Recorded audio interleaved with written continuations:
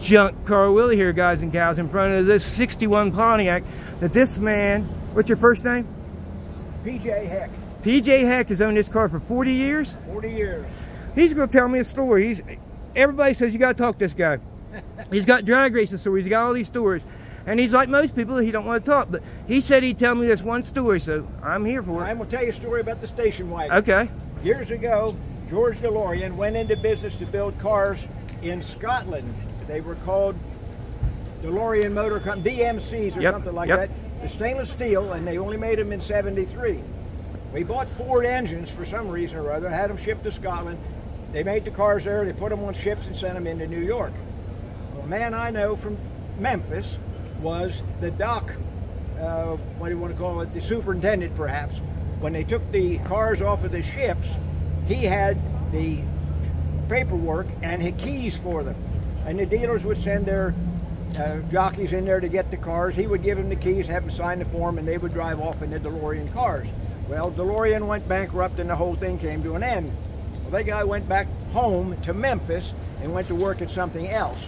While he was there, he went to a farm estate auction, and this car was sitting in an open fronted equipment shed along with some farm machinery. The chickens had roosted over top of it, so you can envision what the car must have looked like. It was originally black with a white body. Well, it only had 40,000 miles on it, so he bought it.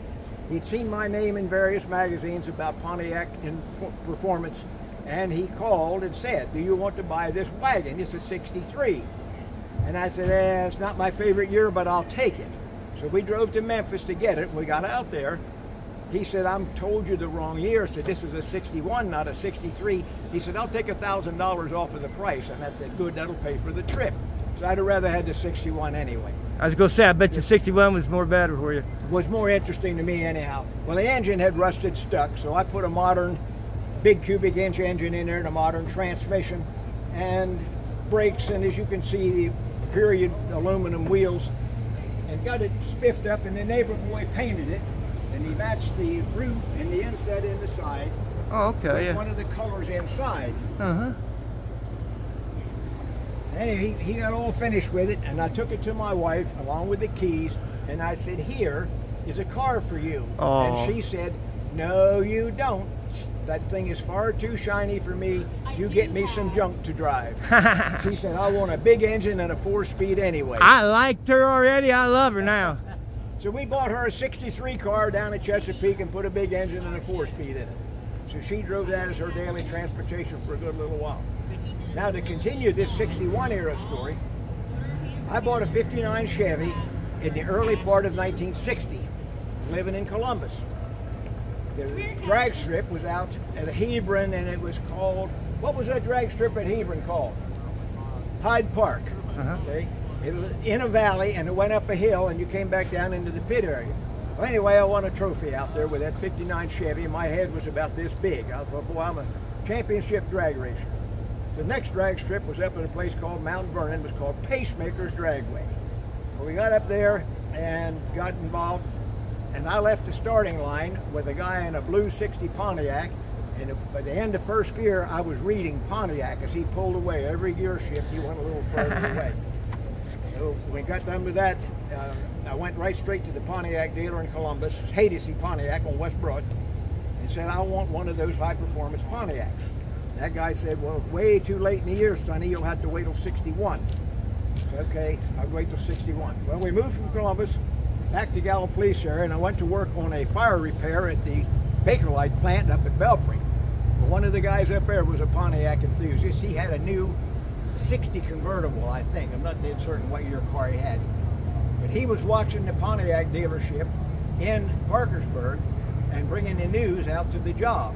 And come out one day and he said, "Okay, the '61s are in there at whatever the Pontiac dealer's name is up in Parkersburg." So at lunchtime, I jumped in my '59 Chevy and I drove up there to look at this '61 Pontiac. It was a real neat car, as you can see. It was a neat car. So I went back to Hadesy up in Columbus and ordered a new '61 Ventura. It was a new option for '61, was called a Ventura. They had an upgrade interior and carpeting in it rather than rugs and cloth. Bought the big engine, the 4-speed, and the low rear. So that's my first real drag race car. I did some modifications to it, bought the factory engine upgrades, and moved back to Gallup Place area and was going over to the Winfield drag strip over there where Buffalo, West Virginia, across from the Toyota plant. Yeah. It was a dragway over there back at that time. It was a fifth of a mile, a little different. Yep. Most people run an eighth or a quarter, but that one was a fifth. And I was a fast car. Well, one time I was over there and I had drifted across what they considered the starting line. They had a guy with a flag. And so he backed me up a little bit and was racing against, I'm not so sure it wasn't a 60 Chevy with a 348 engine and 3 carburetors. Well, when he lifted the flag off of the foul button and I come off of the clutch, I went backwards. I had forgot to take it out of reverse. The Chevy, of course, he went on down through there. Back into first gear, shift, shift, shift, and I passed him just at the finish line. Wow. I got a lot of backpacks for that one. Wow. I want to give you another one then, man. All right. Yeah, I enjoy you. You got my phone number now. All right. I hope we see each other again. Now that I know the car, I've got video of it when you had all your pictures out at the last car show. I'll add to the story now that I know the story. My wife is a social director. We do whatever she dictates. Oh, okay. I talked to her a little bit ago, but I didn't have her on video. We was just talking. You can get a picture of her if you want to. I will. She's a beautiful lady. Hey, I don't give my phone number out to many ladies, but I gave it out to this lady because she is a true lady. As always, guys, it'd be a boring world if he's all the same. Keep being you. See ya.